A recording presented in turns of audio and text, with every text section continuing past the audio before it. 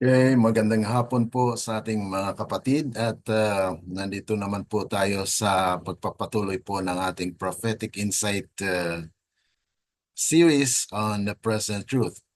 Welcome po natin ang ating mga kaibigan, mga kapatid na sumusubaybay po sa ating live dito po sa SDA Online Study. And we are happy to welcome those who are following us, especially those who have commented to our study today. May God will bless us as we continue on with our study today. At we will be discussing about the cleansing, where God is doing, especially at this point of time, where God is making a cleansing on the heavenly sanctuary. So our subject today will be a continuation of what we have just left before, the cleansing of the sanctuary, because we have discussed about the cleansing of the sanctuary last week. And so today we will continue on with a specific concept that we have, especially with the biblical foundation, the historical and scriptural and personal aspect of our understanding on the spirit of prophecy, especially with this topic on uh, heavenly sanctuary. Okay. Now, for those who are just enter today, we would like to thank God for this privilege where we can continue on with our series. This is of specific questions that we will get some important principles, especially with the theology of the Seventh-day Adventist. And the question for today: what does the cleansing of the sanctuary or heavenly sanctuary mean according to Adventist theology? Okay, so we will be discussing as a continuation of when God judges. So God judges his people. Now, before he comes to the earth, he has already done the judgment.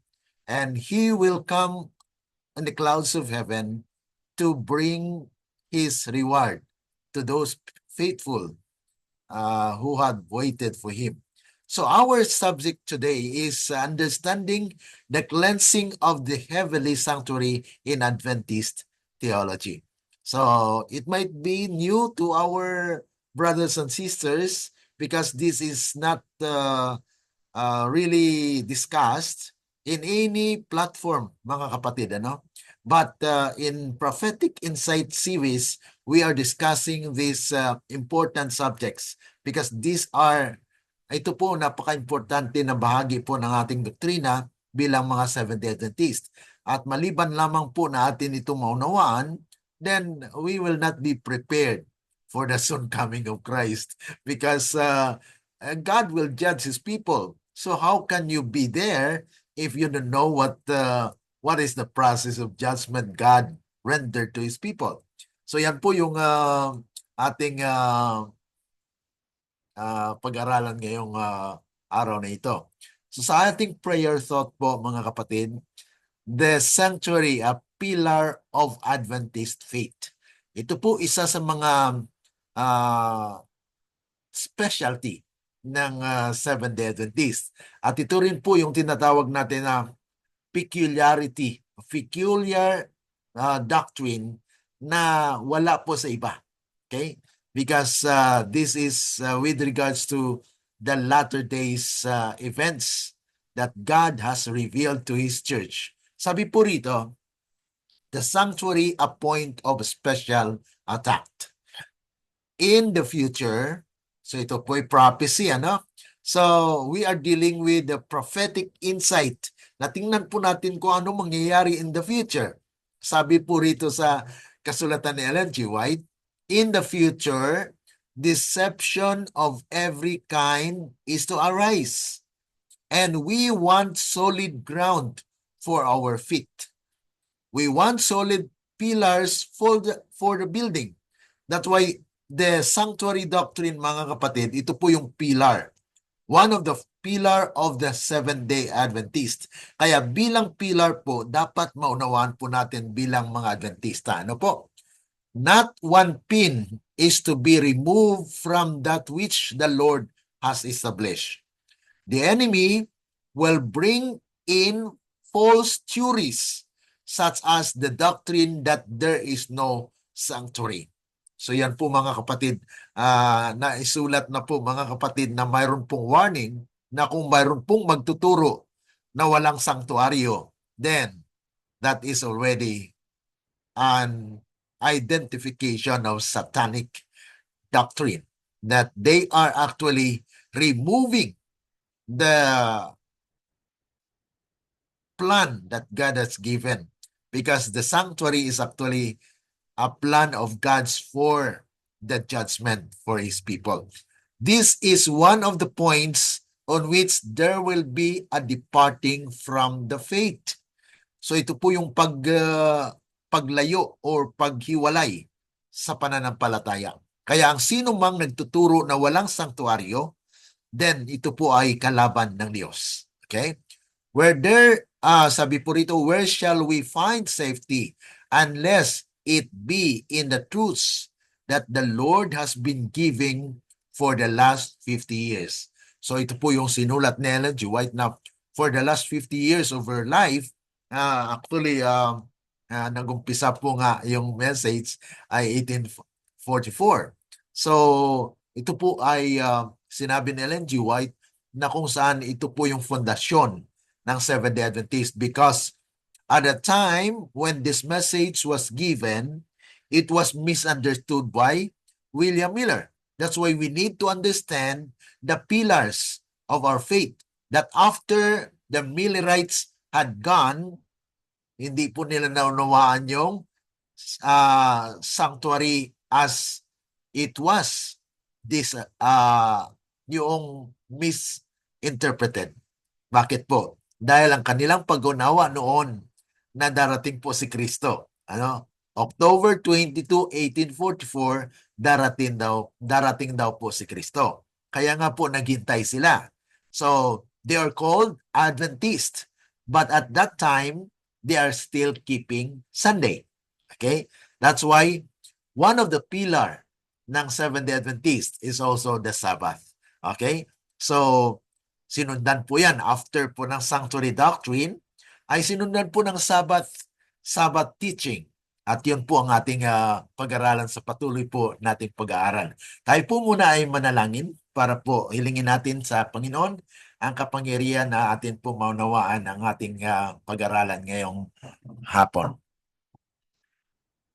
Sa inyo dakila at mabagin po naming Diyos, Ama namin na nasa langit, kami po ay lubos na nagpapasalamat na kami po ay binigyan po ninyo ng pagkakataon upang sa ganon ay magtipon virtually para po sa aming patuloy na pag-aaral po sa mga napakahalagang mga topiko para po maunawaan namin at amin pong maisakabuhayan ang mga katotohanang nais ninyo po naming isakabuhayan.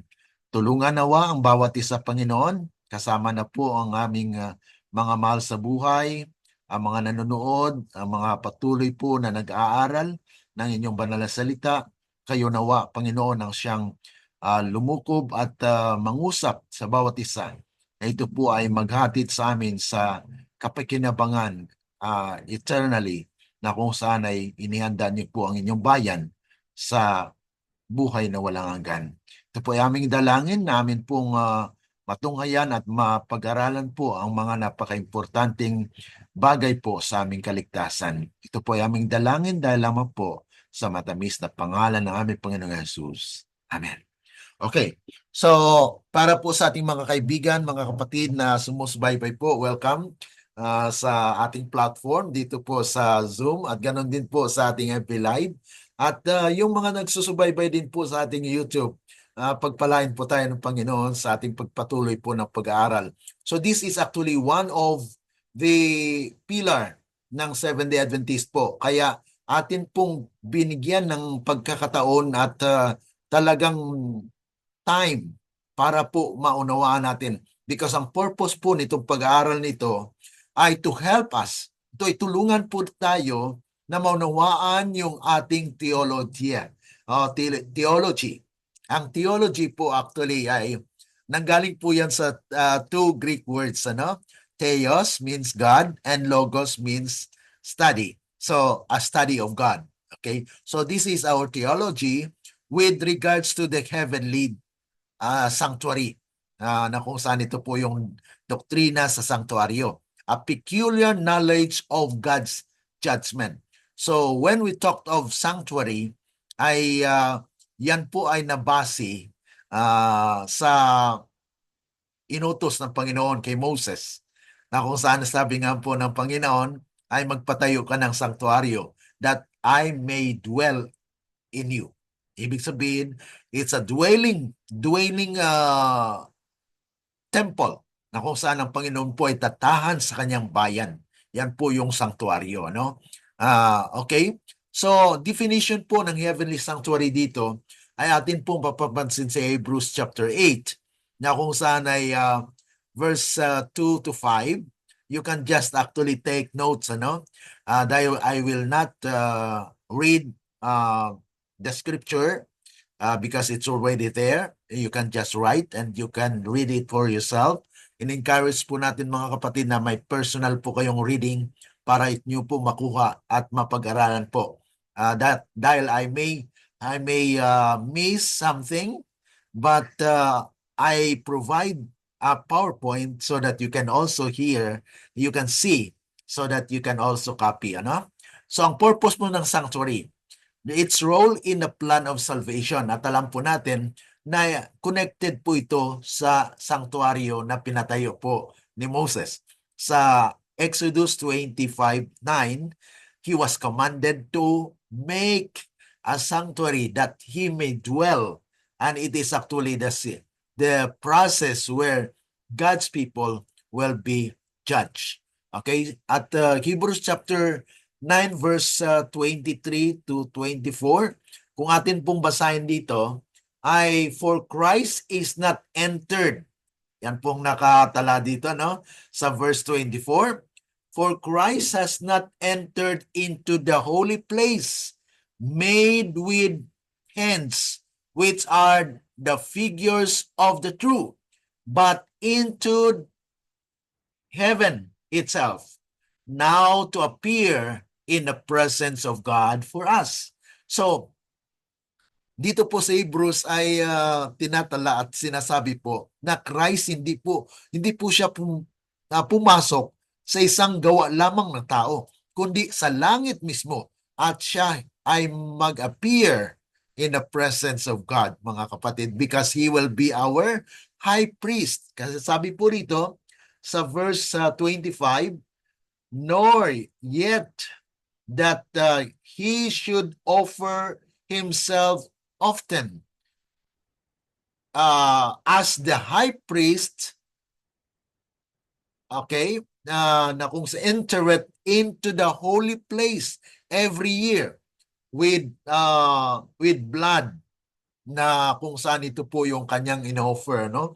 Na kung saan yun po yung talagang fulfillment ng naganap po sa Old Testament, na kung saan ay mayroon pong tinatawag na typical na sanctuaryo. Na yung typical na sanctuaryo as earthly sanctuary is a shadow. Shadow po yun, no? Na kung saan ay pinapakita po noon yung mangyayari in the future. Kaya nga po ito ay may malaking role sa ating kaligtasan. Bakit po? Dahil dito po ay naitala kung paano po ang tao ay iniimbestigahan. Kung paano po susiin at siyasatin ang kanyang pangalan. Kung ang pangalan po natin ay hindi nakasulat doon, mga kapatid, wala po tayo doon sa buhay na walang hanggan. Kaya ang sino mang nakasulat ang kanyang pangalan doon sa aklat ng buhay, yun po ang iniimbestigahan. Kaya nga po may sinatawag na investigative judgment for the dead, and for the living. Okay? Bilang mga Seventh-day Adventists, alam po natin na sa ating doktrina ay pumasok po yung mensahe noong ipinatunog po yung first and second angel's message sa Revelation 14. At alam po natin na yung first angel's message ay sinabi po doon na everlasting gospel. Okay? Na sinasabi doon, fear God. For the hour of His judgment is come. So it means mga kapatid na pagpasok po ng ating iglesia, yung pagtayo po ng Seventh-day Adventist, it is actually the proclamation of the first, second, and third angel's message, where this is the role of the church to share the message to others. Kaya nga po ito po ay isang pillar o haligi ng ating pananampalataya bilang mga Seventh-day Adventist. Now, ano pong biblical foundation ng cleansing of the sanctuary? Okay? At mabasa po natin dito sa Daniel chapter 8, verse 14, na sinasabi po ron, unto 2,300 days, then shall the sanctuary be cleansed.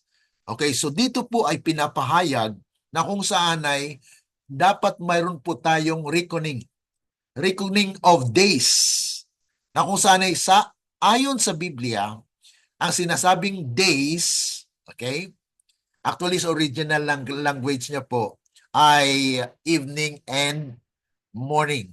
Ibig sabihin, night and day is equals to a day. Okay? So ngayon, because we believe that a day is equals to 24 hours and it includes the night side and the day side. Okay? So that is one day. So therefore, according po sa prophecy, especially po sa day-year principle of interpretation, which actually written in Ezekiel chapter 4, verse 6. Nasabi po roon, a day is to a year. Ibig sabihin, ang day po na binabanggit sa prophecy ay equals po yan sa isang taon. Okay? So, dito po ay sinabi ni Daniel na unto 2,300 days. So, ibig sabihin, atin pong kwentahin kung kailan po itong prophecy na ito. At yun po ay nakasulat sa chapter 9 ng Daniel, na kung saan ay mayroon po doong mga palatandaan or clues kung kailan po nagumpisa. Okay? At atin pong na-discuss last week na ito po ay nagumpisa when Artaxerxes ay nagkaroon ng decree. At for the record, mga kapatid, na kung saan ay dapat nating maunawaan na before Artaxerxes decreed to establish or to build the temple, there is actually a previous, or there are previous decrees by Cyrus and Darius. Okay? At yung ang dekrito ni Artaxerxes, mga kapatid, is actually the finishing touches, beautification, no? Ngunit may mga previous na dekrito na hindi po natapos ang templo. Okay?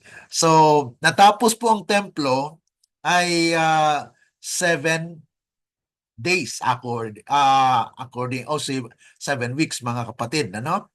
Na kung saan atin pong na-discuss doon na yung unang block doon is equals to 49 years na natapos yung templo sa pamagitan po ng dekrito ni Artaxerxes. At yung dekritong yon actually ay meron pong tinatawag na death decree. Ang sino mang hindi or lumabag o humadlang sa pagtatapos po ng templo na yan ay mamatay. Ayun po yung dekrito na yon. Kaya naitayo po talaga yung templo. Kaya yung templo na yon, yun po ang inabutan ni Kristo. Okay? So, it takes actually 70 weeks, na atin pong na pag-aralan. Ito po yung 70 weeks, of Daniel chapter na atin pong napag-aralan na it takes actually 490 years na kung saan ito po yung intended para sa mga Jews. Bakit intended sa mga Jews? Because at the point where it was the 70 weeks had elapsed o natapos, ayan din po ang pagbato kay Stephen. Okay? Kay Stephen, mga kapatid, binato siya. That was actually 34 AD. Kaya nga po ito ay para sa mga Jews. At the time when Stephen was stoned to death, that is actually the end na kung saan as a nation, Jews had been rejected. Okay? At yung mensahe po para sa mga Hintil ay pumasok. Ibig sabihin, at the time, it started na kung saan ay pumasok na rin po at tinatanggap na po yung mga Hintil na maging Kristiyano. Okay? Ang sinumang sumampalataya kay Kristo ay maging Kristiyano. So, that was actually nagumpisa nung 34 AD na kung saan ay si Stephen ay binato. So, yung 70 weeks natin pong nabanggit, yun po ay intended for the Jews only. Okay? And after that 70 weeks, then it proceeds where the message to the Gentiles or the gospel preached to the Gentiles. Okay? Kaya nga po, yung sa mga taong namatay ay mayroon pong pag-asa, no? Nasabi po rito, Christ high priestly ministry in the heavenly sanctuary. That's why we need to understand them that this cleansing of the sanctuary has biblical foundation. Na kung saan yun po yung naganap sa Israel noon, ay tinapos po yan. Okay? Yung mga serbisyo seremonyal ay tinapos po sa panahon ni Kristo. Dahil siya po yung the last offering na kung saan siya nga po ang maging bleeding lamb during the time when the investigation is going on. Kaya doon sa Revelation po, mga kapatid, ay mababasa natin doon na yung lamb is bleeding. Ibig sabihin, siya po ay re-representa na ang kanyang dugo ang siyang magbubura sa mga kasalanan ng mga taong mananampalataya. Kaya hanggang ngayon, mga kapatid, bukas pa yan. Kaya yung dugo niya, mga kapatid, na-offer yun para sa mga makasalanan. Kaya nga po, ang doktrina ng sanktuaryo ay napakalaga because dito po sa kanilang literal na earthly sanctuary, mayroon pong tinatawag na burnt offering, okay? And then may laver po dyan, na kung saan dyan po umuhugas, yan po yung simbolo ng baptism, okay? Pag nabaptize na po, mga kapatid, you are entering into a holy life. This is the holy compartment where you are included in the church, okay? You will be taking the bread of life, which is representing the truth, which is Jesus Christ. At mayroon pong tinatawag na altar, which our prayers are going up. So we are praying daily. We ask the Lord for forgiveness. And every day, mga kapatid, yung pare dito ay nagwiwisik ng dugo doon sa veil ng second compartment. At once a year, yan po yung tinatawag natin Day of Atonement, na kung saan once a year ay pumapasok po yung high priest into the most holy place to mediate. Maging advocate po siya, mga kapatid. At yun po ang nangyari when Jesus Christ entered into the most holy place in October 22, 1844. That it was shown to Hiram Edson kasi after po ng October 22, 1844 ay lahat po kasi ng mga taong nanampalataya noon ay they sell their properties and they are waiting for the second coming of Christ. But yet, until midnight, ay naghintay po sila. Kaya midnight cry, na kung saan ay talagang naghintay po sila at walang dumating. At yun nga po mga kapatid, ay pinakitaan po si Hiram Edson. Si Hiram Edson po pumunta sa kanyang cornfield. Ang cornfield niya po ay bininta niya, no? At binalikan niya. At doon siya, mga kapatid, ay pinakitaan ng vision. Hiram Edson had shown a vision that Christ entered into the most holy place. And Ellen G. White too. Ellen G. White has shown a vision that Christ entered into the most holy place, and it was actually accurate, mga kapatid. Na yung pagbilang, October 22, 1844, exactly as what it had been in the Old Testament. Kasi inano po nila yung date at yung year at yung po mga kapatid, actually may nagkaroon pa po ng pagkakamali. Una, nagkamali si William Miller. Dahil sabi niya ay mangyari na darating si Kristo 1843. 1843 naglampas, sabi niya, sabi ng isang Joshua Himes. Si Joshua Himes, isa sa mga pioneers during that time. At sabi niya, ay kulang yata, na because there is a lapse of 1 year. So kailangan magdagdag po ng 1 year, kaya naging 1844. Okay, yan po ang nakatala sa istorya, na kung saan ay yung 1844 is the exact date where 2,300 days or years had actually pointed to that time na nagkaroon po ng great disappointment that Christ entered into the most holy place, not entering or coming in the earth. Okay? So yan po mga kapatid, ito po yung nagagawa sa panahon ng Day of Atonement. Okay? Sa Day of Atonement, may mga animal sacrifice na kung saan ay yan po ang katala sa Leviticus 16. Okay, maaari niyo pong basahin yung Leviticus 16. Yan po ang kanilang ginagawa, na kung saan ay mayroon po yung young bullock for sin offering. And then a ram for a burnt offering. And then 2 male goats for a sin offering. And then a second ram for a burnt offering. So ito po actually mga figures na kung saan ay pinapakita lang po dito na kung saan ko paano po magaganap.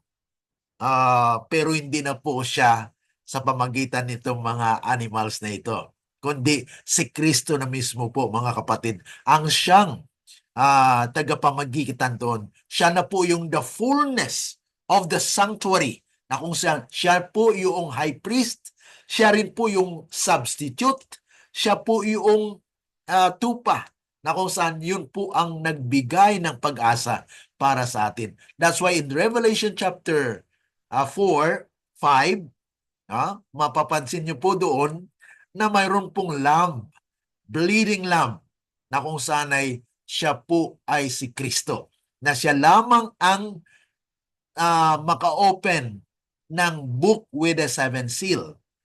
Kasi connected po ito sa book with the 7 seal. Kasi ang book of 7 seal, mga kapatid, yun po yung talaan. Talaan ng history of the world, na kung saan nasulat po doon lahat ng mga pangalan, na kung saan yun po ang na-record ng mga angel. Kaya yun po ang bubuksan ni Kristo. Pagpasok niya po sa most holy place, ay yun po yung bubuksan. Yan po ay ating mapag-aralan pa po sa Revelation chapter 4 to 8, mga kapatid. Yung book with the 7 seal. Ngunit ito po ay inaano lang po natin yung background, na kung saan ay mayroon pong mga nangyari sa nakaraan, especially in the ancient Israel, na kung saan yun po ang kanilang ginaganap o ginagawa. Ngunit ito na ngayon ay gaganapin ni Kristo. Okay? So ibig sabihin, mga kapatid, yun ay tinatawag natin na typical. Ang typical na serbisyo na ginaganap po ng mga Israelite para po sila ay mayroong kaligtasan. Na they are doing it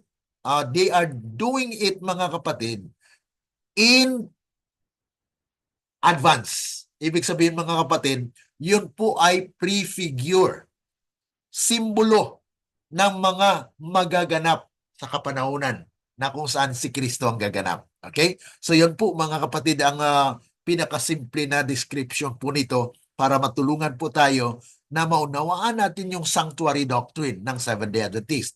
Now, ang prophetic timeline po nito ay atin pong discuss na last week na kung saan nag-umpisa nga po doon 457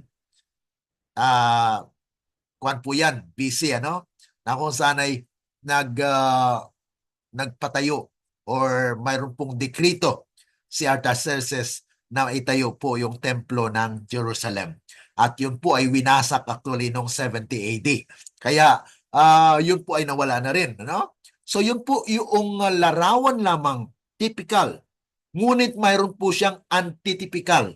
Yung antitypical po mga kapatid, yun po talaga yung final completion of the work of salvation. Kaya sa ibang mga reliyon mga kapatid, walang katuruan ganito. Dahil ang kanila lang po ay by grace, by like that.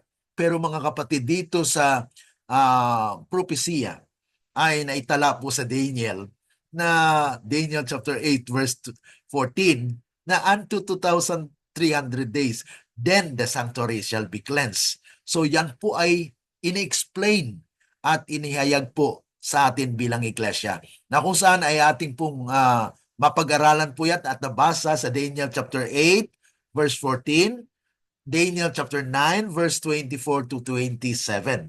So yun po yung mga biblical basis na kung saan ay we come up with the sanctuary doctrine. At yun nga po ang nangyari, the great disappointment, na kung saan it was misunderstood na ang akala nila ang sanktuaryo na linisan ay lupa.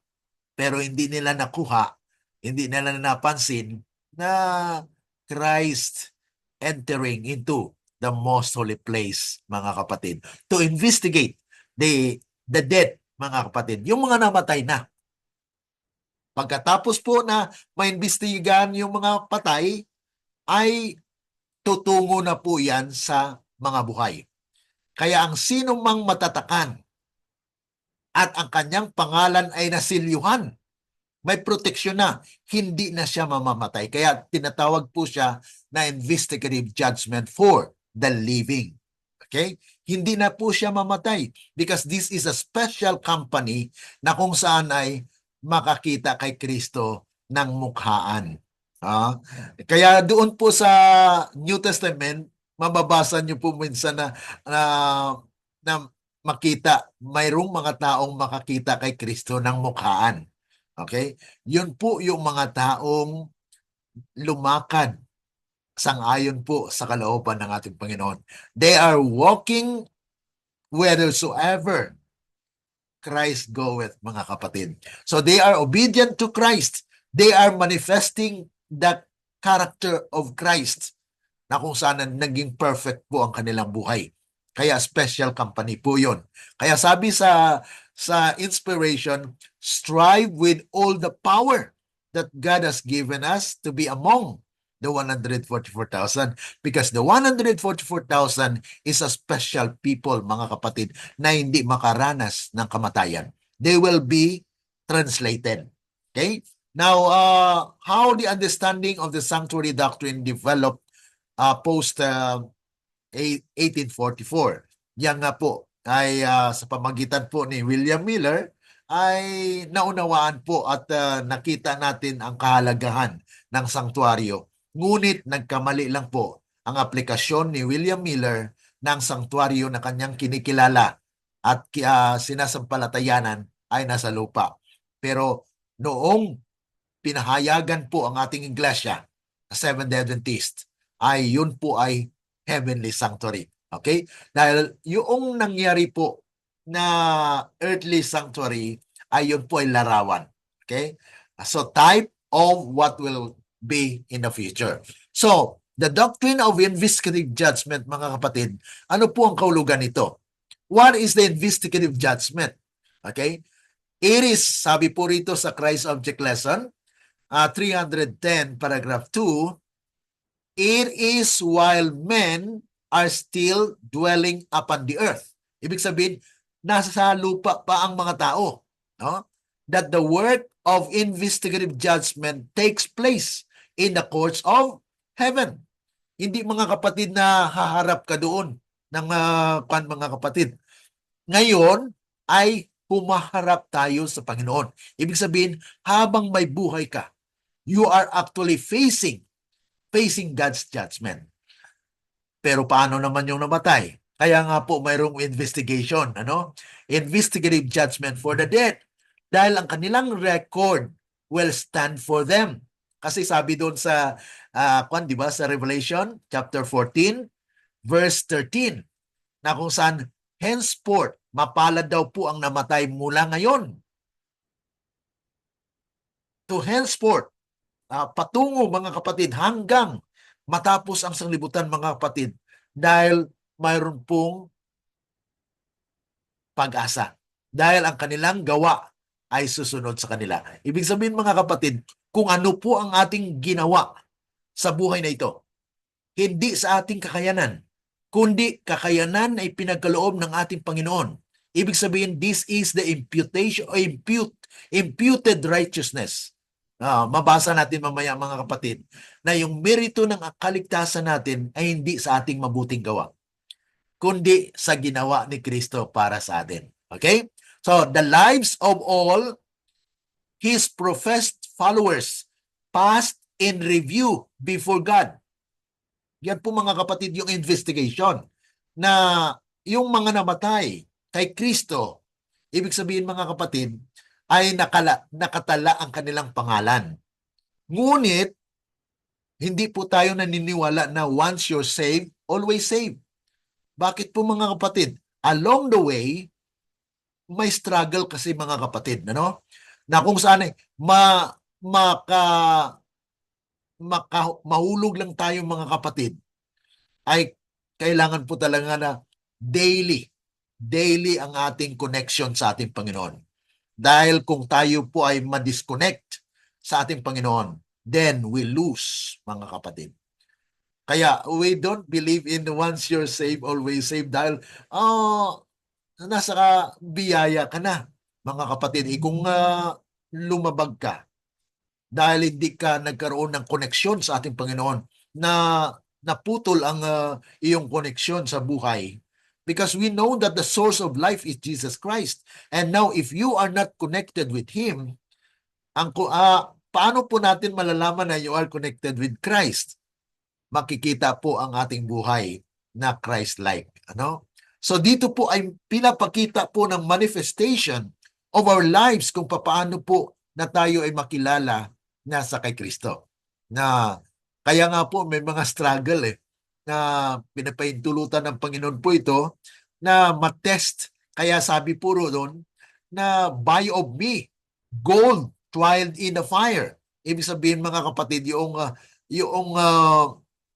tinatried sa fire doon, yung ating pananampalataya at yung pagmamahal natin sa Diyos, na may mga pagsubok na dumarating po sa ating buhay upang maging matatag ang ating relasyon sa ating Panginoon. Yan po yung purpose. Sabi pa po rito, all are examined according to the record or the books of heaven.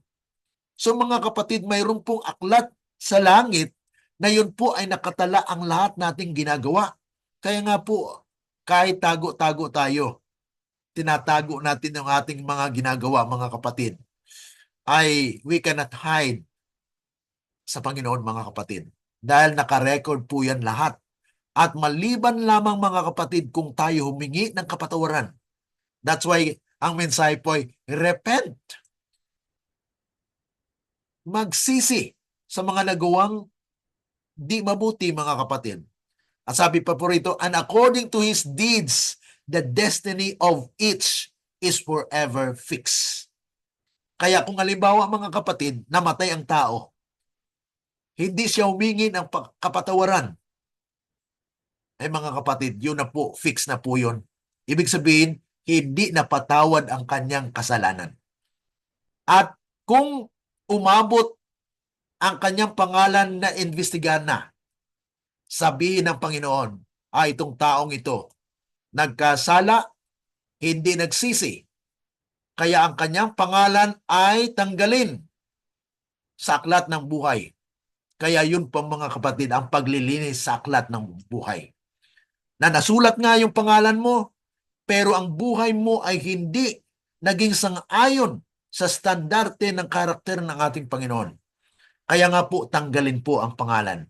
Yan po yung paglilinis sa sanktuaryo. Ano? Na kung saan ay, yes, namatay ka na. Okay? Namatay ka. At halimbawa, naghingi ka ng kapatawaran.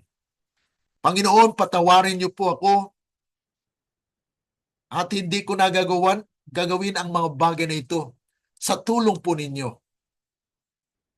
Nawa ako'y magtagumpay. So, sa time na yan mga kapatid, at namatay ka, then the Lord will mediate, will say, okay, this name, this brother, this sister, before he died, he asked forgiveness, and my blood is sufficient to forgive, and her name will remain in the book of life. Wow! So yun po mga kapatid, ang kanyang pangalan ay mananatili doon. Kaya nga po, pagdating po ng Day of Resurrection, bubuhayin po yung unang bubuhayin po ay yung mga banal. Ibig sabihin, sabi po roon sa Revelation chapter 20, verse 5 and 6, mapalad ang makaranas ng unang pagkabuhay dahil ang pangalawang kamatayan ay walang kapangyarihan sa kanya.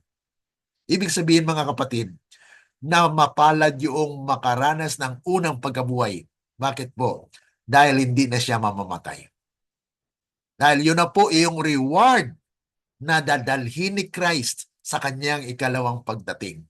Dahil tapos na po yung judgment. There is already a verdict na kung saan ay bubuhayin na po yung mga nakatala sa aklat ng buhay na naging matuwid at hindi na po mamamatay. Yun po mga kapatid yung doktrina ng investigative judgment, no? Na kung saan sabi pa nga po rito, ano naman ang role ni Christ? Okay, dito sa doktrina ng investigative judgment.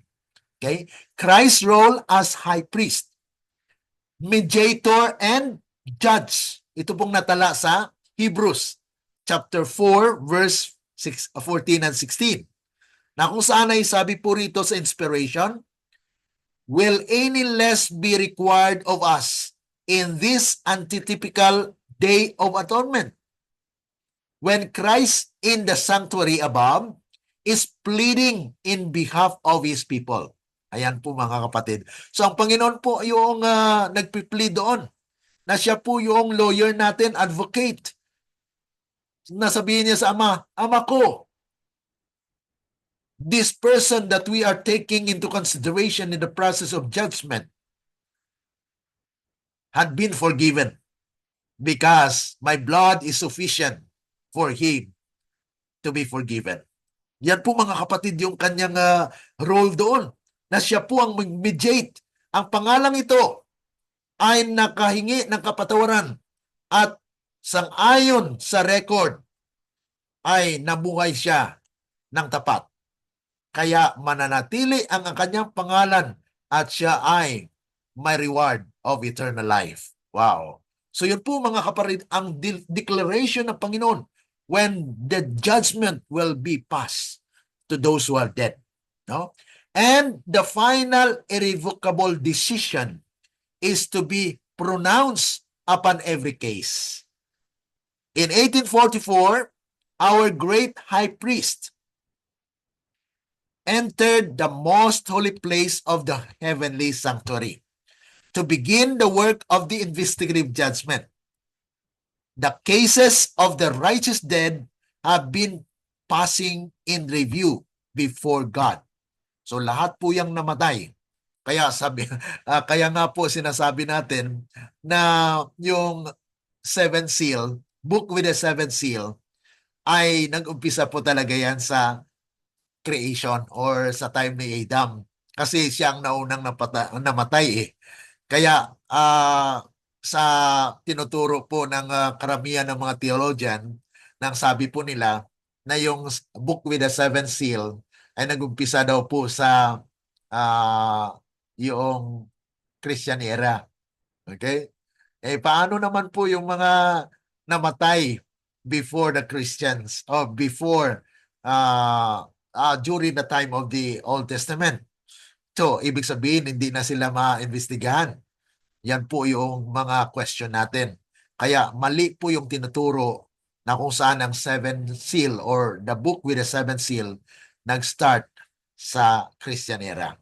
Ang sabi po nila dyan, yung puting horse po dyan ay nagsisimbolo kay Christ.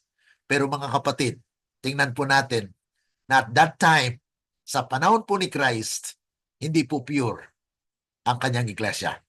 Okay? There is corruption, there is death, there is injustice. So there are sinners at the time. So paano po mag-represent yung puti na horse dyan? Okay? So it cannot be because it's actually worldwide na makita po na at that time dumating nga po si Kristo para kunin yung kasalanan eh. Na He came to take the sin of the world. Paano po maging puti na kabayo yan? Okay? So, ang atin pong pagkaunawa sa book with the seventh seal ay nag-umpisa po kay Adam at the state of purity na hindi po sila nagkasala. Okay? Yan po yung purity na talagang walang kasalanan. So, yung bow doon, arrow with a bow, yun po ay nagre-representa kay Eve to reproduction of humanity. Kaya yun po mga kapatid, yung dumami ang tao because of that bow. Na kung saan ay yung nakasakay sa kabayo, Adam, okay, hold the bow, which is Eve, which these are representation of how men replenish the earth. Dumami. So yun po mga kapatid, yung unang horse doon. Mabasa natin yan sa Revelation sa ating pag-aaral po sa book with the seven seal. But dito po ating dinaadaanan lang po para maunawaan natin na yung judgment for the dead ay nag-start po kay Adam. Okay? Hindi po sa Christian era. Okay? So the cases of the righteous dead had been passing in review before God. When the work shall be completed, judgment is to be pronounced upon the living. Kaya mayroon pa pong judgment for the living. Kaya itong mensahe ng fourth angel, mga kapatid, is about the judgment for the living. Kaya there is a sealing of the 144,000. Because the 144,000 will be the first fruit of the harvest, mga kapatid. Kaya how precious, how important are these solemn moments? Kaya napaka-importante mga kapatid na maunawaan natin ang doktrina ng investigative judgment. Kasi pag sinabi natin investigative judgment, ay mayroon pong namatay na hatulan, investigahan, at bigyan po ng reward. Ano? Ang reward ay buhay na walang hanggan. Pero ang punishment doon mga kapatid ay yung kamatayan na talagang hindi na po siya. Wala nang pag-asa doon. Irrevocable mga kapatid. Hindi na mabago. Okay? At mayroon ding mga buhay na kung saan ay investigative judgment for the living which they see Jesus face to face. And that's the ultimate goal of the New Testament actually. Na kung saan ay may sinabi doon na be faithful until the time when you see Jesus because you will be waiting for the soon coming of Christ. So yung ma-fulfill, ang maka-fulfill po niyan ay yung mga taong hindi mamatay. Di po ba? Doon sa Titus, di ba? Sabi niya na people of God are actually watching, facing Jesus waiting for His second coming. And those are God's people in the last days, not those who are dead, because they will be resurrected at a time na talagang kukunin na sila ng Panginoon. Yun po yung general resurrection. Na first resurrection. Okay. The doctrine of invisible judgment, ano ang implication nito sa atin, mga kapatid? Bilang mga believers, judgment and the cleansing process in our lives. Ito po yung implication nito. Na kung saan may judgment, at kung alam natin na may judgment, then what will we do? Ano pong gagawin natin? We need to prepare, mga kapatid. Sabi rito, each of us has a case pending in the court of heaven. We are individually to be judged according to the deeds done in the body. So ngayon pa lang, mga kapatid, kung buhay pa tayo, we need to consider our life. Yung mga ginagawa natin. Am I doing in the right way? Am I deciding for eternity or for this life, temporary life? Kasi kung ang focus natin, mga kapatid, dito sa sanglibutan ay you will not be prepared for that heaven, mga kapatid. In the typical service, when the work of atonement was performed by the high priest in the most holy place of the earthly sanctuary, the people will what? Were required to afflict their souls before God. Ano pong ginagawa nila? They are praying. They are afflicting themselves. Afflicting in the sense that dahil nakilala nila yung kasalanan nila. They acknowledging that they are sinners. Kaya mayroon pong tinatawag sighing and crying. We sigh for our own sinful declension na tayo po'y makasalanan. Hindi po tayo makapagpayabang na ako ay matuwid, siya ay masama. Lahat tayo, mga kapatid, we need to strive with all the power and confess our sins. Kanino? Di sa Panginoon. Kasi kung i-confess mo yan sa tao, mga kapatid, it might be used against you. It might be na pagtawanan ka ng tao, or you will be criticized later in your lives. Pero kung doon ka sa Panginoon, mga kapatid, it was the Lord, mga kapatid, ang mag-judge sa atin. Okay? So, that they might be atoned for and blotted out. So, that's why we are praying in the name of Jesus, not to the Spirit. Sometimes, mga kapatid, may mga believers na they are praying to the Spirit. Mga kapatid, that's wrong. Or you are praying to the Father without the name of Jesus. So it cannot reach. Because Jesus said, I am the way, the truth, and the life. No one cometh to the Father but by me. So ang Panginoon po ang siyang mediator natin. Kaya si Jesus, yung ating sinasabi po, in the name of Jesus. Because He is the mediator to the Father. Kaya ma-atone po tayo. Kaya individual po ang ating paghahanda. Hindi po yung corporate na keso Seventh-day Adventist ka na, ay kampante ka na maligtas ka. Mga kapatid, no. Our individual life, kahit Adventist ka, kung ang iyong buhay ay malayo sa Diyos, you have not experienced Christ-like character, you cannot enter heaven, mga kapatid. So the doctrine of ito pa po yung karagdagan na implication, judgment and the cleansing process in our lives. What is our condition is this in this fearful and solemn time? Question sa atin, mga kapatid, yan. Alas, what pride is prevailing in the church? Ang pride ngayon, mga kapatid, ay nasa iglesia, no? What hypocrisy? May mga hipokrito din sa iglesia. What desire or what deception? What love of dress? Kaya tanong ito, mga kapatid, sa mga kababaihan, kalalakihan din. Ang ating pananamit, Is it acceptable to Christ? Ang tanungin mo po natin mga kapatid, kung nandito pa ang Panginoon, masisiyahan po ba siya sa aking pananamit? Kaya there is actually dress reform, diet reform, Sabbath reform. All of the reformation are needed in order to comply the requirements of sanctification. Okay?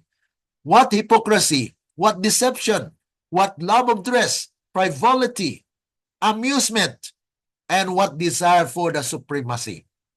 Yan po ang mga bagay na dapat maiwasan po natin. Sa ating paghanda, sa judgment po ng Panginoon, ang ating buhay ay blameless, mga kapatid. All these sins have beclouded the mind so that eternal things have not been discerned. Shall we not search the scripture that we may know where we are in this world's history? Kaya kailangan po natin mag-aral. Kaya ito pong prophetic insight was designed for you and me in order for us to see where we are right now, mga kapatid. Na nais ng Panginoon na atin pong maalaman na kung sana po ba tayo. So, dito maging aware po tayo na ito na po, mga kapatid, ang nais ng Panginoon na we will be ready. Sabi pa po rito, na we must seek the Lord with true penitence. We must with deep contrition of soul confess our sins, that they may be blotted out. Kaya, kung mahuli, mga kapatid, ay wala na. Pag close na yung provision, mga kapatid, ay wala na talaga yon. So kailangan ngayon pa lang, mga kapatid, habang bukas pa ang pintuan ng awa, ay dapat po tayo duminig at mag-aral po ng salita ng Diyos para maging handa. Significance of the cleansing of the sanctuary. God's justice and mercy. How the doctrine reveals God's character. Bakit kaya ang Panginoon po, mga kapatid, ay magpatay? Bakit niya i-destroy ang mga wicked? Dahil sa kanyang awa. Bakit? Ayaw niya pong mananatili ang kasamaan. Kaya tapusin niya po ang masama. Justice and judgment are the habitation of His throne. In Christ, mercy and truth have met together. Righteousness and peace have kissed each other. Christ Himself gave the law from Mount Sinai, and He has not lessened a jot or title of its claims. Kaya walang binawas ang Panginoon, mga kapatid. Sabihin ng iba, wala na yung 10 Commandments. Mga kapatid, talagang deception po na yung kaawayan. Dahil ang Panginoon po ay sabi niya, lumipas man ang langit at lupa, kahit isang tuldok ay walang mawawala sa kautusan ng Panginoon. Hindi pa nga natapos yung sanglibutan, hindi pa nga nawala ang langit, nawala na yung utos. So He has given His own life to atone for man's transgression of the law and to enable him to obey its precept. Justice is satisfied with the divine sacrifice. Kasi kung hindi po namatay talaga si Kristo, mga kapatid, sa cross, ay wala po tayong pag-asa. Dahil the law demands what? It demands a divine and sinless life in order to satisfy the demand of the law. Because the law is holy. And so, sinners cannot atone or cannot pay. Hindi tayo makabayad niyan, mga kapatid. Dahil tayo makasalanan nga po. Kaya walang gawa. Walang sariling gawa na katanggap-tanggap sa Panginoon. Ang tinatanggap po ng Panginoon, yung gawa na may Kristo. Okay? Ibig sabihin, mga kapatid, si Kristong gumawa sa ating buhay. It is in the power of God that makes it able that we are acceptable. Sabi rito, through the merits of Christ, God can be just and justify the sinner who believes in Jesus. So klaro, mga kapatid, na yung merito ni Kristo, yun po ang binigay sa atin para tayo'y maligtas. Hindi sa ating mga gawa. Okay? Nakagawa tayo because Christ is within. Yan po yung misteryo, ano? Misteryo po ng kaligtasan yan. Na sabihin mo na hindi mo gawa, ikaw naman personal na gawa niya na. Pero ang gumawa sa akin si Kristo. Yan po ang dapat natin i-acknowledge. I-recognize natin na ang gumawa po sa atin, bakit nakagawa tayo ng mabuti, is Christ Himself. Because He is the only one righteous. And no one is righteous. No one can claim that He is righteous. Because we are all sinners. But the merit of Christ's righteousness had been placed in our behalf. Pinagkaloob po yan sa atin ng libre. Yan po yung justification. At binigyan na po na tayo ng kapangyarihan, sanctification, ng Espiritu para magtagumpay. Ayan po mga kapatid. So assurance for believers. Ano pong assurance? The cleansing signifies Christ's ongoing work for humanity's salvation. Kaya ang doktrina ng sanktuaryo mga kapatid, ito ay katiyakan na kung saan ay si Kristo ay nagpapatuloy na gumagawa doon sa sanktuaryo ngayon na kanyang inuusisa, at kung mayroon po tayong panawagan sa kanya, panalangin sa kanya, ay dinidinig niya po yan. Ano? Sabi rito, for I would that ye knew what great conflict I have for you, for them at Laodicea. May konflikto ang Laodicea sa Panginoon. Ano? And for as many as have not seen my face in the flesh, that their hearts might be what? Comforted, being knit together in love, and unto all riches of the full assurance of understanding, to the acknowledgement of the mystery of God and the Father and of Christ. So mga kapatid, dapat unawaan natin na may misteryo. Na bagamat hindi po natin lubos na naunawaan ito, ay we accept it and we believe by faith, mga kapatid. Kaya there is significance, mga kapatid. Ang practical na application para sa atin ngayon, mga kapatid, living in the Day of Atonement. While Christ is still in the most holy place, it's a period or it's a time for us that our duty comes in. Our preparation, mga kapatid. The finishing of one duty is to be the preparation for the performance of the next. But you have neglected one duty to grasp another that the Lord has not given you. Thus your spiritual eyesight has been beclouded as it was beclouded in Australia. That's what happened actually during the time when they rejected the 1888 message, mga kapatid. Talagang nalungkot po si Ellen G. White noong pag-reject po ng mensahe sa 1888 message. Kaya sabi po rito, let us pour out the soul to humiliation and fasting and prayer. Yan po minsan, mga kapatid, na wala na, no? Kung saan ay kailangan po ng pagkabanal o kabanalan na may repentance po. Kaya may panawagan po na we need to repent. Na kung saan ay sabi rito, how this doctrine should impact personal conduct on faith. It should actually enable us na ma-challenge tayo, mga kapatid, na habang bukas pa po yung pinto ng awa, ay hilingin po natin sa Panginoon na, Lord, you are our judge. You are our advocate. Na kung saan kayo po ang aming kinakailangan na magkaroon ng katatagan, tibay ng loob, at karakter, na kung saan ay kayo lang mga makapagkaloob nito. Minsan, mga kapatid, mayroong misunderstanding, na bakit magkaroon ng judgment? Bakit patayin ng Diyos? Bakit hindi niya na lang baguhin lahat ng mga tao? Mga kapatid, it would not be justice, mga kapatid. Ang mercy nandyan. Mercy, awa ng Panginoon nandyan. But He actually shed the light. Binigay niya po yung liwanag. Kaya yung judgment niya, mga kapatid, is actually redemptive.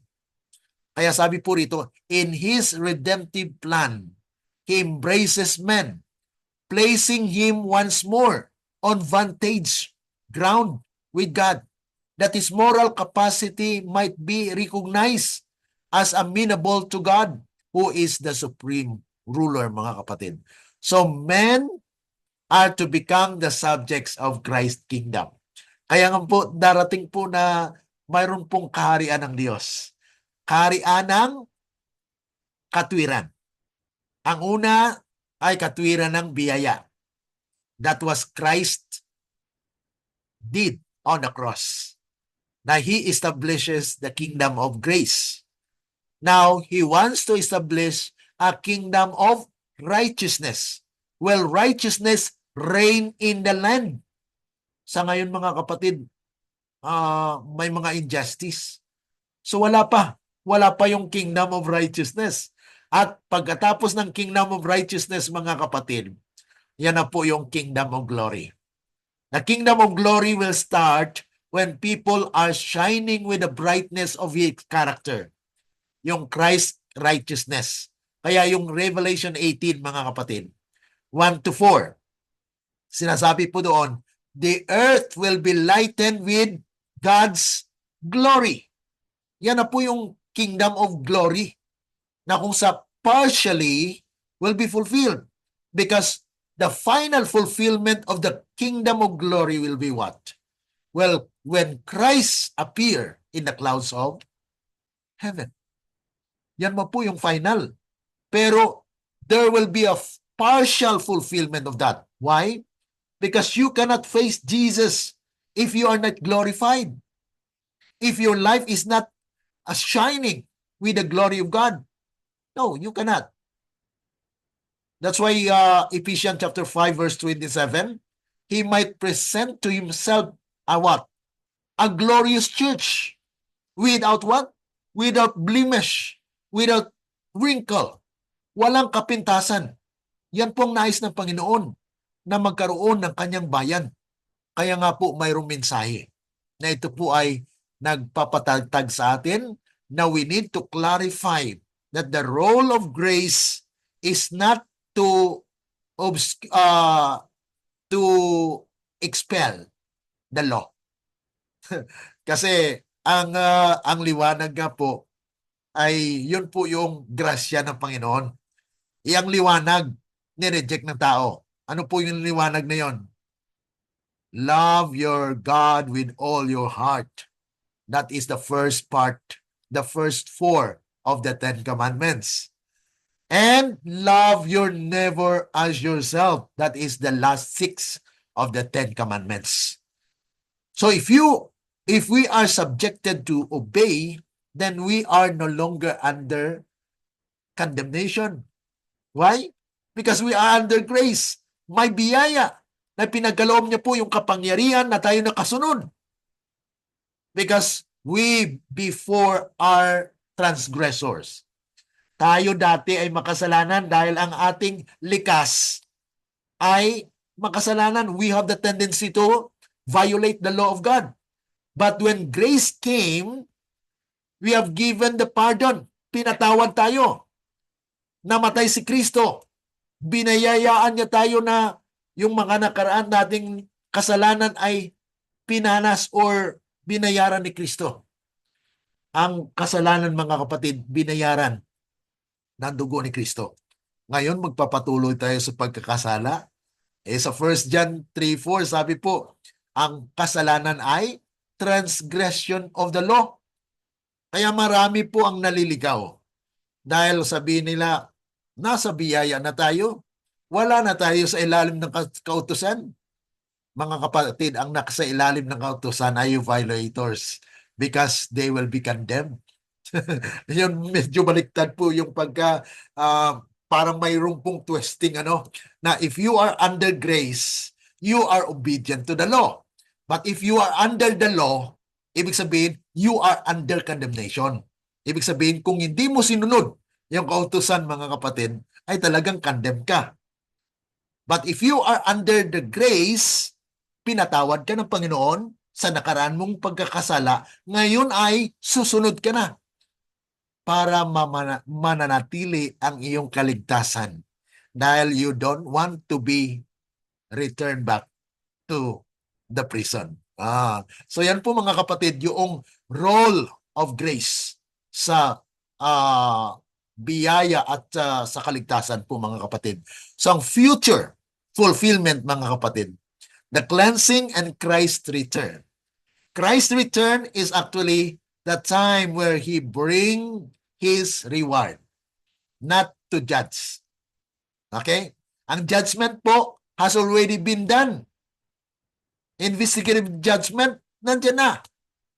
For the dead, mga kapatid, matatapos yan, and then it will pass through the investigative judgment for the living. Okay? I hope maunawaan po natin ito na ang connection to the second coming, mga kapatid, ay yung those who are faithful and na verdict na po, na sentensya na ay makakita kay Kristo. Ano? Sabi po rito, in the typical system, which was a shadow of the sacrifice and priesthood of Christ, the cleansing of the sanctuary was the last service performed by the high priest in the yearly round of ministration. It was the closing work of atonement, a removal and putting away of sin from Israel. Kaya ganun din po ang mangyari in these last days. That Christ, once lalabas na po siya doon sa most holy place, then that's already done, mga kapatid. Tapos na ang sentensya. Tapos na po yung declaration. And the righteous will become righteous. And the wicked becomes wicked. Wala na pong pag-asa. Close probation ng mga kapatid. It prefigured the closing work of the ministration of our high priest in heaven in the removal and blotting of the sins of the people which are registered in the heavenly records. So this service involves a work of investigation, a work of judgment, and it immediately precedes the coming of Jesus Christ in the clouds of heaven with the power and great glory. For when He comes, every case has been decided. So yun po mga kapatid ang napakahalaga, napaka-importante po ng pagkaunawa sa sanctuary doctrine. Okay? So I hope it will actually make us better Adventist when we understand the doctrine of the sanctuary. There will be a final victory, mga kapatid. Ito na finale. How the cleansing of the sanctuary culminates in the eradication of sin. Dahil wala na pong makasalanan. God's people are to bear a hold, decided testimony for the truth, unfolding the purposes of God by the witness of pen and voice. In a place after place, they are to proclaim the message of God's word by converted, sanctified, holy men and women. The message of warning is to be proclaimed that the prayer may be answered. Thy kingdom come, thy will be done in earth as it is in heaven. So God established His kingdom on earth, mga kapatid. Kaya mapag-aralan din natin sa ating series, kailan po magpatayo ang Panginoon ng kanyang kingdom. Dahil mayroon pong kingdom of glory partially, because Christ will take His people, a glorified people from this earth, to have a vacation.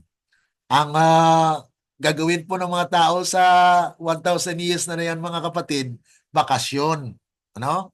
Pero babalik din yan dito sa lupa. Ano? Lilinisin ng Panginoon ng lupa at yun po ay aagawin ng mga sinners, mga wicked at that time. Atin po yung matungayan at mapag-aralan po mga kapatid sa ating patuloy na pag-aaral. So this is the end of our study today. It seems that bagamat medyo mahaba po siya mga kapatid, but I want really that I could explain it more, but our time will not really limit us, no? Maganda sana na tuloy-tuloy, pero ang ating time po ay talagang nagsubra nga po tayo. Sorry po sa ating mga kapatid, ano? Dahil I really need to explain them. But later, I will be having a short video on this para short lang siya. Pero sa mga kapatiran po natin ay na mayroon pong pasensya, no? May God bless you as you continue to search the scripture and listen to His word. Okay, any reaction po mga kapatid? Sister Susan? Magandang hapon po. Okay po, sige po. Yun po nga sinabi po doon sa na-attend po ako ng Saturday at nung Opo. pong Sunday nag-attend din po ako Aha. sa SDA Church. At ang sabi, napag-usapan po doon yung ito pong tinalakay po natin na investigative Judgment. na judgment. Opo. At sabi po niya ay meron daw pong puting kabayo, ano yun? Ang sabi po niya ay yan daw po ay hindi si Lord Jesus kundi yan yung panahon ng mga apostol. At doon daw po iimbestigahan lahat ng namatay. Yung mga namatay ay iimbestigahan yung mga natutulog ngayon. Kaya yung topic mo po ngayon ay nakakagalak sa Lord dahil yung pong sinabi mo po sa akin na about yung pong paano po malalaman yung tatlong kapanahunan na ikaw ba ay ligtas na. Yun po yung kaligtasan noon na binigay sa iyo ni Lord na nagsimula na sa buhay mo siya sa pagitan ng faith dahil biyaya na kaligtasan po yung pinakang sentro sa investigative judgment. Kung ikay naligtas, ipaunawa sa iyo ng Diyos na may liwanag. Ang tunay na kahulugan ng sanctuary. At tinapos na po na ni Lord yung paghandog sa pagitan po pala ni Esteban. Salamat po. So, sa time ni Esteban, natapos po yun. At salamat po na yung pong past, present, at future ay inihahanda na ni Lord para yung ating ma-purify. Hindi po natin yun maunawaan malibang may light si God. Kaya nakakagalak po na unti-unti, kahit po marinig ko po yung mga mali kong naririnig, ay sabi ko, Lord, may mas maliwanag ka rito kasi tao ang nagsasalita, hindi yung Espiritu. Kaya pag po ang Espiritu Santo ang nangusap, ang Espiritu ng God, ay totoo pong magagalak ang puso mo dahil hindi mo alam, ipinaunawa niya na talagang wala kang katuwirang sa iyo. Kaya yung pong katuwirang nasa atin na nasa Ezekiel 36:31, na yung po ng weakness ng bawat mga tao, mga nakikinig ng word. Sabi po niya, kung magkagayo inyong maaalala ang inyong mga masasamang lakad at ang inyong mga gawa na hindi mabuti at kayo mayayamot sa inyong sarili, sa inyong paninging sarili dahil sa inyong mga kasamaan at dahil sa inyong mga kasuklam-suklam, hanggat hindi nga po naunawaan yung tungkol sa sanctuary. Nasaan si Lord Jesus? Paano nga po maaayos ang character? Kaya, I pray to God na tayo pong lahat ay tunay na makaunawa ng mga binitiwan po ninyo ngayong umaga. Salamat po na ang kapangyarihan ng bibig ay buhay at mabisa na katulad ng talim ng tabak na may dalawa pong talim. Purihin po ang Panginoon. Amen po. Okay. Amen. Okay, Sister Marian, mayroon po kayong sabihin? May tatanong lang ako ba? Yung first resurrection at special resurrection, makatulad? Ang first resurrection po ay iba po yon. Ang special resurrection intended only, yan po ang fulfillment ng Daniel chapter 12 verse 2 at saka Revelation chapter 1 verse 7. Ito po yung special resurrection ay mixed resurrection. Mayroong wicked at mayroong pong righteous. Yan po yung special resurrection.